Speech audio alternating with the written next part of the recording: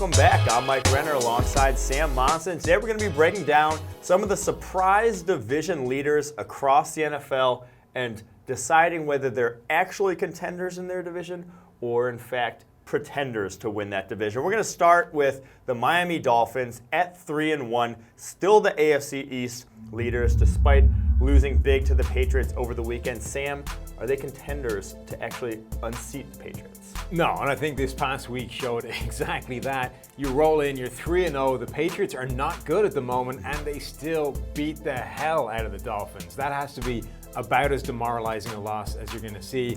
And it really just reinforces that nothing has changed in the division. The Patriots are still likely to walk away with that division. The Dolphins had their shot. It doesn't look like it's there. Yeah, I don't hate the Dolphins. This isn't a knock on the Dolphins by any means, but the fact of the matter is there's really no unit on that roster that you can point to and be like, that's where they're good at. There's no top 10 unit in our grading. They're not top 10 in pass rush, pass coverage, run defense, run blocking, passing game. They're just average all around. Yeah. And at that point, I don't think that's going to be enough to unseat the Patriots. But at the same time, they play in the AFC East. They have the Jets and the Bills on the schedule, still a few more games against them. I mean, I think they could go 8-8, 9-7, but upsetting the Patriots. And the problem is they're probably going to go play the Patriots again, get rolled again, and there goes your chance. And then they're back behind them in the division. So we're going to call the Dolphins a pretender. Onto the AFC North, where the Cincinnati Bengals at 3-1 are tied atop the division with the Ravens, but they already own the tiebreaker because they beat the Ravens already. Yeah. So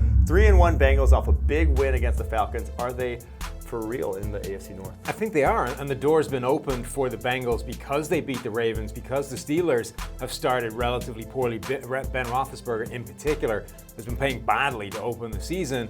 The Bengals aren't a bad team. We said coming in they were a bit of a sleeper pick in terms of being better than people gave them credit for. They were really formidable pass rush. Losing Tyler Eifert was a big blow to them because he does transform that passing attack. But this has been Andy Dalton's maybe his best season to date so far. I think there's a lot to like about the Bengals, and that door is open. Yeah, the biggest thing to me is the pass rush. Geno Atkins has been doing what he's done best over the past handful of years, but they've added a few more guys along that front. Carl Lawson's playing fantastically. Yeah. Fifth best team pass rushing grade of anyone. If you can rush the passer, and then they have enough corners on the back end. We still like William Jackson, despite getting burned a little bit this weekend, to hold their own. So I think it's a team that, definitely in the AFC North, with how bad the Steelers look defensively, that could win that division. Onto the NFC, where the Redskins at 2-1 sit atop the NFC East. Are they contenders or pretenders?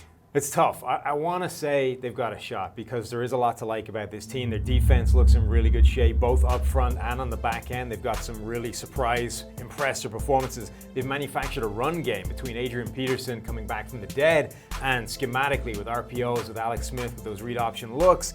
And the Eagles have been struggling. So, again, the door is open for them to take it. I just don't trust them enough to get it done over the course of the season. So I'm going to go ahead and say they are pretenders, even though I think there's a chance. I think they're contenders, and I have a couple reasons why. One is I think Alex Smith is always a quarterback that if you have a defense on the other side, he plays winning football. He's not going to turn the ball over, not going to make the big mistake, going to manufacture some drives. He played very well against the Green Bay Packers, and they basically handled them throughout that game. And that leads me to the other side of the ball, which is the biggest thing. Quentin Dunbar, across from Josh Norman, has played amazingly well so far. He looks like a legit upgrade at the cornerback position. And now you have two real corners and a formidable pass rush in front of them. I think the defense is somewhat for real. I'm not going to say that they're going to unseat the Eagles, but I do think they have a chance to do that down the stretch, chance to be there down the stretch. So I'll call them a contender. We'll disagree there. Last team, NFC North, Chicago Bears, 3-1, little bit of an upset. Everyone had the Vikings or the Packers winning that division, but all of a sudden they have a fairly strong lead over the Vikings, lead over the Packers. Are they contenders? I think they are. I think this roster, top to bottom, is in really good shape, and the only question mark is the quarterback, is Mitchell Trubisky. Now, I'll grant you, if you're going to have a question mark, that's the worst possible place to have a question mark. But everything around him is fantastic. The scheme is really good. It's helping him manufacture a lot of yardage. The defense is in really good shape. Khalil Mack has been on a tear since arriving. Their pass rush is fantastic, led by him. The back end is good, the coverage. The run game is fantastic, both on the ground and with Tariq Cohen through the air. The weapons on offense in the passing game are fantastic. Everything is there for Mitchell Trubisky to play well. The question is, can he have more games like we just saw, or will he go back in the tank when he's pressured? Even in the Bucs game, he still missed probably 4 or 5 throws that were there that he should have hit. I'm going to go ahead and call them a pretender. Actually, I think they can still make the playoffs. I think it's a team that's still in good shape because they have a fairly easy schedule. But you're talking about going above the Packers and the Vikings when they haven't played the Vikings yet, already lost to the Packers in that division. And again, Mitchell Trubisky, 26th graded quarterback at the moment.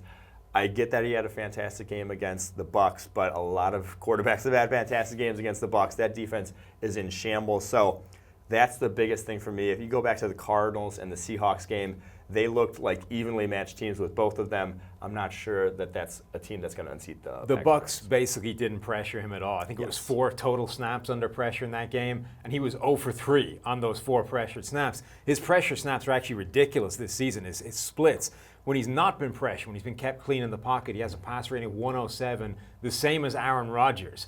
When he has been pressured, it tumbles all the way down to 71. He's one of the lower-ranked quarterbacks in the league. So I really think that's what it comes down to for the Bears. Can they keep Trubisky clean in the pocket where he looks like a good quarterback? When they can't, things go awry. And that's my issue. I don't see it happening. I'm calling them pretenders. You call them contenders. There you have it. Those are your division leaders and what we think of their status going forward this season.